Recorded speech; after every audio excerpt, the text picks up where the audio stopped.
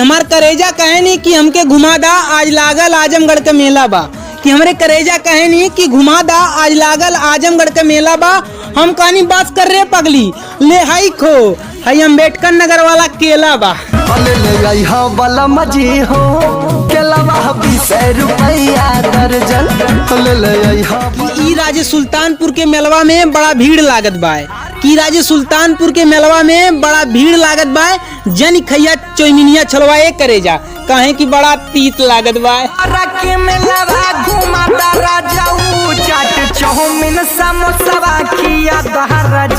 तुमसे मिले खातिर ना जाने हम कैसन कैसन तरीका अपनाई। कि तुमसे मिले खातिर ना जाने हम कैसन कैसन तरीका अपनाई। और नवरात्रम चलत बा करेजा तोहरे दुआरा पे दुर्गा पूजा का चंदा काटे आई।